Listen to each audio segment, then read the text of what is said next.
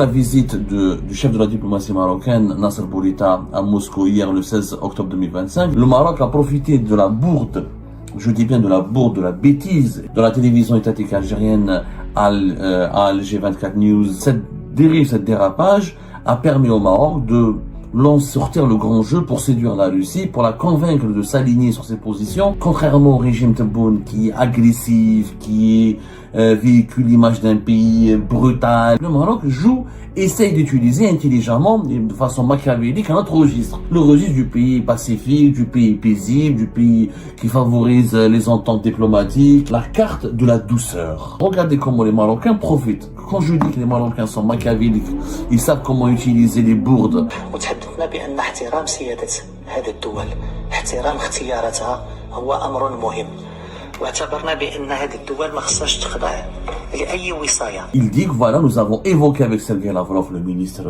des Affaires étrangères russe, le sujet de relations avec les trois États du Sahel. Et que nous, au Maroc, on pense que ces États doivent être respectés.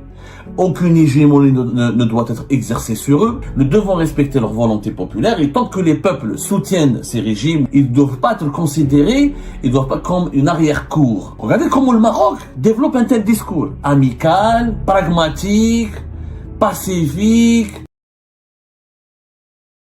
Nous avons abordé tout à l'heure la question des relations, enfin, pas la question. Je vais être très précis parce que à chaque fois qu'on parle des relations entre l'Algérie, la rivalité entre l'Algérie et le Maroc, c'est un sujet très sensible, donc il faut vraiment peser le poids de ces mots, il faut bien réfléchir avant de prononcer la moindre phrase parce que elle risque d'être toujours mal interprétée. Tout à l'heure, nous avons parlé, dans une première émission que nous avons diffusée tout à l'heure, aujourd'hui le 17 octobre 2025, nous avons parlé comment le Maroc rentabilise ou profite ou saisir les opportunités qui lui sont fournies par les bêtises et les maladresses du régime algérien qui malheureusement a causé une importante dégradation des relations avec la Russie en raison des divergences qui opposent l'Algérie à la Russie dans le dossier malien, dans le dossier des traitements, dans la gestion des relations avec les trois États de l'Alliance des États du Sahel, les trois pays de l'Alliance des États du Sahel.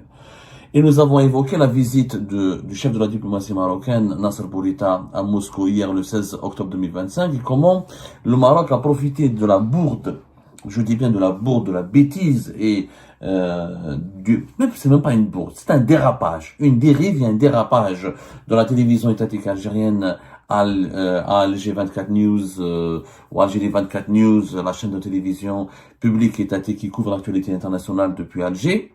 Cette dérive, cette dérapage a permis au Maroc de sortir le grand jeu pour séduire la Russie, pour la convaincre de s'aligner sur ses positions ou pour la convaincre de pencher en faveur du Maroc, puisque le Maroc, contrairement au régime Tebboune qui est agressif, qui véhicule l'image d'un pays brutal, qui multiplie les crises avec ses voisins, avec les autres pays à travers le monde, un pays toujours avec des sautes d'humeur, un pays instable, que des problèmes. Le régime Tebboune, depuis son instauration, des problèmes avec la France, avec l'Espagne, avec les États du Sahel, avec la Libye, avec les Émirats Arabes Unis, avec l'Arabie Saoudite, avec que des crises multiples qui se multiplient. Donc c'est un pays qui donne l'image d'un pays agressif, d'un pays nerveux. Voilà, un pays nerveux, un régime nerveux et agressif. Le Maroc essaye d'utiliser intelligemment, de façon machiavélique, un autre registre. Le registre du pays pacifique, du pays paisible, du pays qui favorise les ententes diplomatiques, qui favorise le dialogue, qui n'est pas radical, alors que le régime algérien, le régime Tebboune donne l'image d'un pays radical, d'un régime de radicalité. Le Maroc, lui, essaie de jouer la carte du pacifisme, la carte de la douceur. Contrairement à la carte de l'agressivité qui est utilisée par le régime Tebboune. Bien sûr, je dois faire une mise au point et expliquer que la visite de Nasser Bourita, chef de la diplomatie marocaine, était prévue bien avant la dérive et le dérapage de la chaîne de télévision Al24 News. Ça n'a rien à voir, pour être tout à fait honnête. Cette visite était prévue essentiellement depuis longtemps. La preuve, je rappelle les faits, que le 25 septembre 2025, Sergei Lavrov, le chef de la diplomatie russe, et Nasser Bourita, le chef de la diplomatie marocaine, se sont rencontrés à New York en marge de la 74e session de l'Assemblée générale des Nations unies. Et ce jour-là, ils ont été la date de la 8e séance de la commission intergouvernementale mixte russo-marocaine pour la coopération économique, technique et scientifique avait été annoncée. C'était le 16 octobre. Donc hier, le 16 octobre 2025, c'est la date du début des travaux de cette fameuse commission intergouvernementale mixte russo-marocaine pour la coopération scientifique, technique et économique. Elle était initialement programmée depuis le 25 septembre 2025. Donc, l'incident, parce que il faut que je sois encore une fois très précis dans la pédagogie pour qu'on ne me fasse pas dire ce que j'ai dit, parce qu'à chaque fois qu'on se prononce, on analyse, on évoque, on aborde, on informe l'opinion publique sur les évolutions du conflit algéro-marocain, sur TikTok, Facebook et les réseaux sociaux, on utilise des extraits de nos déclarations, on les décontextualisant et on essaie de nous faire dire ce que nous ne pouvons pas dire, ce que nous n'avons jamais dit. Nous n'avons jamais dit que Nasser Bourita est parti ou est venu, ou est parti ou là, et s'est déplacé à Moscou à cause ou en raison du dérapage de la chaîne de télévision étatique algérienne. Non, c'était prévu depuis au moins le mois de septembre. D'ailleurs, le 15 octobre 2025, il était prévu aussi le sommet monde arabe-Russie. Et comme Abdelmajid Tebboune a raté le sommet monde arabe-Chine, monde arabe États-Unis, je ne sais pas si Abdelmajid Tebboune allait se déplacer. À mon avis, d'après mes sources, d'après mes informations, aucun déplacement n'était prévu. C'est toujours Ahmed Attaf qui représente Abdelmajid Tebboune. Abdelmajid Tebboune a raté tous les sommets régionaux et internationaux importants qui étaient organisés, ou le sommet comme il a raté le sommet Afrique-Russie, comme il a raté le sommet Afrique et monde arabe États-Unis. C'est une tradition malheureusement d'Abdelmajid Tebboune qui rate régulièrement les sommets Afrique, monde arabe avec les grandes puissances. Voilà. Je rappelle que le sommet Afrique-Russie, il a eu lieu au mois de juillet à Addis Abeba et au mois de juillet 2023. À ce moment-là, c'était la date précise. Voilà. Le sommet Russie-Afrique, c'était le moment où plutôt Abdelmajid Tebboune s'était rendu à Moscou. C'était au mois de juin 2023. Bien avant, lors de le forum économique de Saint-Pétersbourg. En juillet 2023, Abdelmajid Tebboune était en Chine, pour une visite d'État en Chine. Donc, le sommet arabe-Russie du 15 octobre 2025, on l'a expliqué quand on a parlé de la dérive, des conséquences désastreuses et malheureuses de la dérive de la chaîne de télévision algérienne Al24 News. Il était prévu le 15 octobre. Le 13 octobre 2025, Sergei Lavrov fait une conférence de presse pour annoncer son report. Il a été reporté en raison de l'accord de paix et de l'implication des principaux États arabes de la région, notamment l'Égypte, la Jordanie, le Qatar et les Émirats et l'Arabie Saoudite, dans l'application, la mise en place, la concrétisation de l'accord de paix de Gaza qui a été signé à Sharm el-Sheikh le 13 octobre 2025, le jour même de la conférence de Sergei Lavrov. Le 16, Nasser Bourita, il vient, donc c'était un hasard. Tout ça était un hasard. Les Marocains ont donc saisi les opportunités du hasard. Quand Nasser Bourita arrive à Moscou, c'était totalement un hasard. C'était pas prévu que avant son arrivée, il y ait la bourde, je dirais encore une fois pas une bourde, la dérive, le dérapage d'Al24 News. Je rappelle, regardez comment les Marocains profitent. Quand je dis que les Marocains sont machiavéliques, ils savent comment utiliser les bourdes. Quand je dis les Marocains, les dirigeants marocains, je fais pas référence à tout le peuple marocain. Quand je vous dis que les dirigeants marocains sont rusés, machiavéliques, ils savent comment tirer profit des bourdes, des bêtises et des dérives, des dérapages des dirigeants de l'Égypte Tebboune, je sais de quoi je parle. Regardez la déclaration de Nasser Bourita à propos des problèmes des relations avec les pays de l'Alliance des États du Sahel à Moscou. الساحل والصحراء وتحدثنا بأن احترام سيادة هذه الدول احترام اختياراتها هو أمر مهم واعتبرنا بأن هذه الدول ما خصهاش تخضع لأي وصاية سواء وصاية القوى الاستعمارية السابقة أو الأطراف اللي كتحاول تجعل من هذه المنطقة حديقة خلفية. هذه الدول لها اختيارات وهذه الاختيارات هذه إذا كانت شعوبها كتقبلها فنحن على الأقل كمغرب ندعمها ونواكبها لتحقيق الاستقرار في مالي في بوركينا فاسو وفي النيجر. وجلالة الملك في أكثر من مناسبة عبر لهذه الدول على أن استقرارها هو مسألة مهمة للمملكة المغربية وأن المغرب سيواكب هذه الدول في كل برامجها لمكافحة الإرهاب، تعزيز الاستقرار ولتحقيق التنمية. Nasser Bourita a fait cette déclaration hier à Moscou. En arabe, il a dit, je traduis en français, les arabophones ont bien compris. Il dit que voilà, nous avons évoqué avec Sergei Lavrov, le ministre des Affaires étrangères russe, le sujet de relations avec les trois États du Sahel, les trois pays de l'Alliance des États du Sahel. Et que nous, au Maroc, on pense que ces États doivent être respectés. Aucune hégémonie ne doit être exercée sur eux, ni l'hégémonie, ni l'ancienne hégémonie des puissances colonisatrices, ni l'hégémonie de certains pays de la région qui veulent exercer à leur égard un certain paternalisme ou une certaine mainmise, et que nous devons respecter leurs décisions souveraines, nous devons respecter leur volonté populaire, et tant que les peuples soutiennent ces régimes ou ces États ou ces dirigeants, ils ne doivent pas être considérés, ils doivent pas comme une arrière-cour, un jardin secret ou le jardin ou l'arrière-cour dans certains pays de la région. Et que nous, les Marocains, les autorités marocaines, nous allons continuer de les soutenir à travers la coopération économique, à travers la coopération sécuritaire, à travers la coopération de la lutte contre le terrorisme. Alors, regardez comment le Maroc développe un tel discours. Amical, pragmatique, pacifique, pour le bon voisinage, un discours intelligent. L'Algérie, le régime algérien, 2 jours avant, 3 jours, le 13 octobre, en pleine conférence de presse, en présence de tous les journalistes arabes, en présence de tous les médias arabes, il provoque, il insulte, il provoque, à travers, parce que Al-24 News, on va jamais nous faire croire, et Sergei Lavrov l'a compris, en disant que votre question, vous êtes en train de me répéter une question qu'on vous a dictée. Ce n'est pas votre question. Les autorités algériennes utilisent Al-24 News pour insulter la Russie, pour dire qu'il y a des crimes, qui sont perpétrés par des militaires et des paramilitaires russes sur le sol malien contre des civils maliens. Ça veut dire que le Mali est un État qui massacre et qui tue ses propres civils. Qui tue ses civils. Attendez, regardez la différence entre le discours marocain et le discours russe. Le discours marocain et le discours algérien en Russie.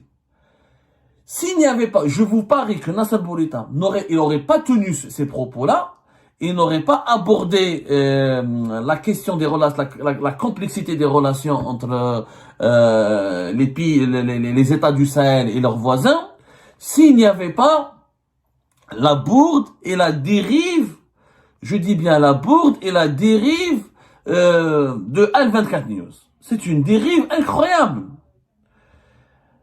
Incroyable, une bourde incroyable. D'être la Russie, à Moscou, et tu tiens des propos extrêmement scandaleux, en disant, mais les paramilitaires russes, les militaires russes tuent des civils au Mali, et ils peuvent tuer des civils, ils sont soupçonnés de tuer des civils dans les autres pays de l'Afrique subsaharienne. Quel rapport? De quelle organisation internationale? Si au moins la télévision algérienne avait cité des rapports, avait cité des sources indépendantes, avait cité des ONG, avait cité des partis de l'opposition malienne. Non, c'est elle qui l'affirme. C'est la télévision publique algérienne qui détient la vérité, qui affirme qu'il y a des crimes contre des civils commis par les militaires et les autorités russes avec la complicité des autorités maliennes. Donc tu es partie prenante du conflit. Donc tu veux attiser le feu. Tu veux semer la zizanie dans la région. Tu es en train de dire que les Maliens et les Russes sont des criminels et commettent des crimes contre les civils. Ce sont des crimes contre l'humanité. Ce sont des crimes de guerre. Donc en réalité, t'as une logique d'affrontement. Le régime algérien développe à travers ses relais médiatiques, à travers ses relais diplomatiques, à travers ses outils de propagande, une logique d'affrontement avec les pays du Sahel et avec la Russie. Le Maroc, il en profite. Il voit que c'est une logique suicidaire, parce qu'un pays qui cherche à développer des intérêts stratégiques ou qui cherche à développer des partenariats stratégiques avec une telle grande puissance comme la Russie, normalement, il adopte une autre logique. Une logique d'amitié, une logique de séduction, une logique une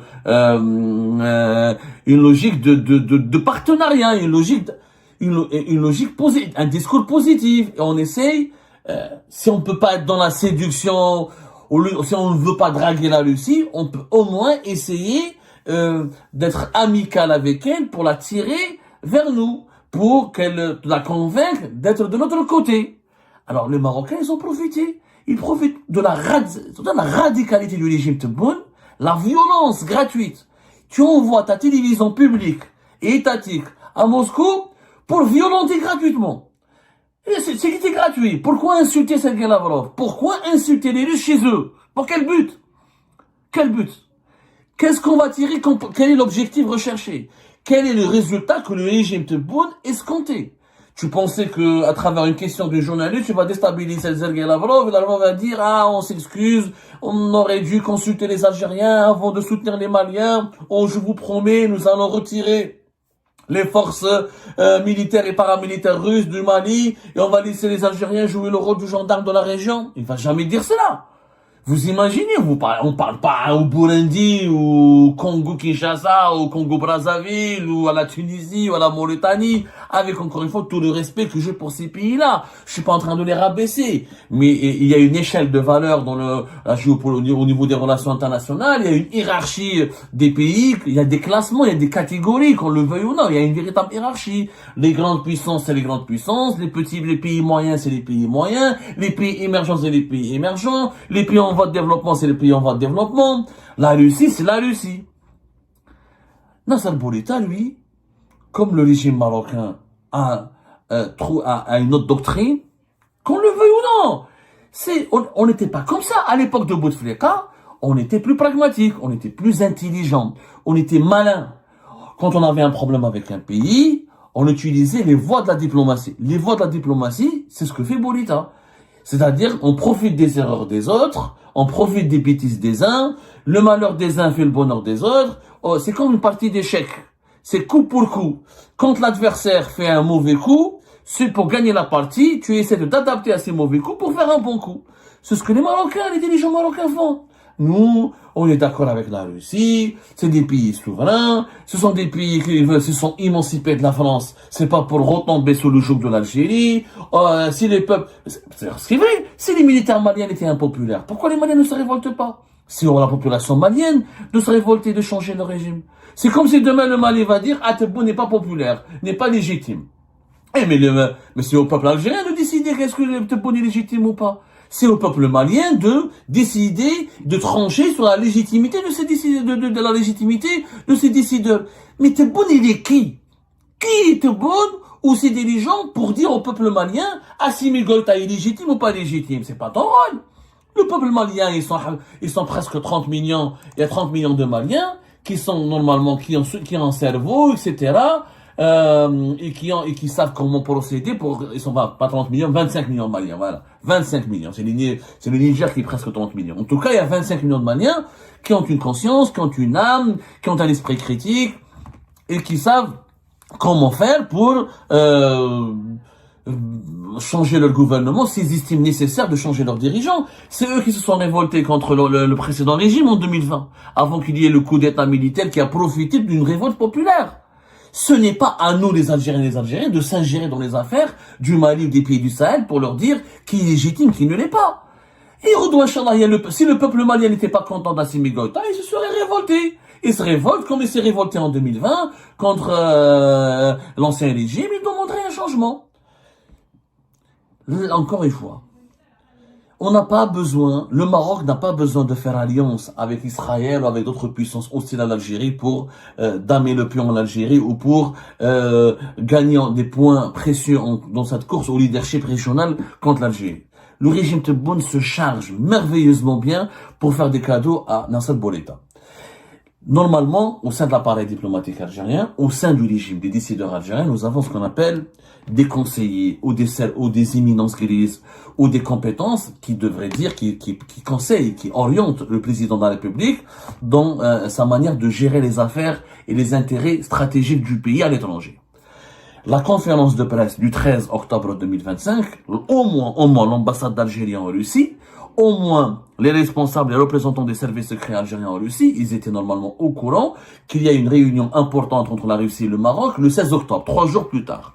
Donc au moins, t'essayes de ne pas faire des bêtises et de ne pas commettre des grossières erreurs pour que le 13 octobre, tu fasses pas un faux pas que les Marocains vont utiliser pour avantager, pour proposer des avantages dans la construction de nos relations bilatérales avec la Russie. Parce que nous, on a une compétition avec le Maroc. Il y a une compétition. Moi, je parle de compétition et de concurrence. On n'est pas dans une logique de rivalité ou d'affrontement. On n'est pas dans une logique d'affrontement. Dans une logique de compétition et de concurrence. Normalement, tu ne fais pas des erreurs. Tu n'essaies pas de ne pas être bête. Il faut être médiocre et con et inconscient pour faire des erreurs qui profiteront à tes concurrents. Nous avons une concurrence avec le Maroc. On essaie de convaincre la Russie de rester de notre côté et que la Russie construise les meilleures relations avec nous, les relations les plus pragmatiques et les plus rentables avec nous et les plus intéressées et intéressantes avec nous. Donc, au moins 3 jours avant, on ne fait pas de bêtises, on ne donne pas une arme ou un argument qui permettra aux Marocains de rebondir et de nous dominer ou de gagner des points contre nous dans cette compétition dans ce lobby, dans cette guerre de lobby que nous menons au niveau auprès des grandes puissances de cette planète. Donc, on a L24 News qui vient, qui provoque, qui suscite un scandale avec un mauvais comportement, avec une inélégance, avec une hostilité, un manque de respect inédit dans l'histoire des relations entre l'Algérie et la Russie. 3 jours plus tard, vous avez Monsieur Nasser Bourita qui en profite et qui dit non, nous on est du côté de la Russie, on est d'accord, il faut respecter la volonté du peuple, il faut respecter la volonté des autorités de ces pays-là, tant qu'ils sont soutenus par leur peuple, nous on les soutient. Nous on les soutient. Qui a remporté la mise? Selon vous, quand vous regardez ce panorama, quand vous regardez l'ensemble de la séquence depuis le 13 octobre jusqu'au 16 octobre. Force est de constater, il faut le dire, quand on est algérien, à un moment donné, il faut être fair play, force est de constater que les Marocains ont remporté la mise. Ils ont gagné le match du lobbying en Russie. Ils sont en train de gagner le match de l'influence et du lobbying et du pragmatisme en Russie. Les Russes maintenant vont percevoir le régime algérien comme un régime anti-russe, alors que le Maroc, lui qui est traditionnellement trop pro-américain, trop pro-occident, est en train de devenir et proposer une amitié, propose un boulevard royal aux Russes pour que le Maroc soit accepté dans le club fermé des amis de la Russie. Et être membre de ce club est important, parce que la Russie est une puissance militaire, puissance diplomatique, puissance économique, membre permanent du Conseil de sécurité de l'ONU, pilier de l'ordre mondial. On parle de la Russie. Je suis désolé, c'est pas Oman, c'est pas la Tunisie, on parle de la Russie. Donc, l'Algérie qui a toujours été traditionnellement l'un des piliers du club des amis de la Russie, des pays amis de la Russie, on est en train de s'écarter, d'être exclu de ce club, au profit de qui? Au profit du Maroc. Le malheur des uns profite au bonheur, fait le bonheur des autres. Les conneries, les bêtises des uns alimentent ou permettent aux autres d'entreprendre des bonnes démarches ou de prendre des bonnes décisions. Il dit qu'aujourd'hui, le résultat de cette politique du régime Tebboune, basée sur l'agressivité, la nervosité, l'ingérence dans les affaires des pays et des autres, ce caractère, on donne l'image d'un régime caractériel, nerveux, agressif, qui veut imposer par la force et non pas par le dialogue sa feuille de route. Il y a une manière d'imposer. L'Algérie, elle a des revendications omanais qui sont légitimes. Je ne dis pas le contraire. L'Algérie, elle a des revendications légitimes. Il y a une manière de défendre tes revendications. Il y a une manière d'imposer, de défendre ta feuille de route. Tu peux pas faire du forcing, du passage par là. C'est comme si ce qu'on faisait avec l'Espagne. On a fait du chantage à l'Espagne pendant 2 ans. Ah, vous soutenez la Marocaine du Sahara occidental. On vous boycotte, on divorce avec vous. 2 ans après, on a gagné quoi? Rien. Et on est revenu petit à petit vers la normalisation avec des relations avec l'Espagne, en se faisant tout petit, parce qu'on a eu des problèmes avec la France. On peut pas avoir des problèmes avec toutes les grandes puissances de l'Union européenne. On efface le passif de la crise avec l'Espagne, et juste pour pouvoir supporter les conséquences de la crise avec la France. Ça ne peut pas marcher comme ça. La politique extérieure du régime Tebboune, elle est désastreuse pour les intérêts de l'Algérie. Elle doit changer, et cette séquence maroco-russe à Moscou, elle doit nous interpeller et nous pousser à nous remettre en cause et à tirer les leçons.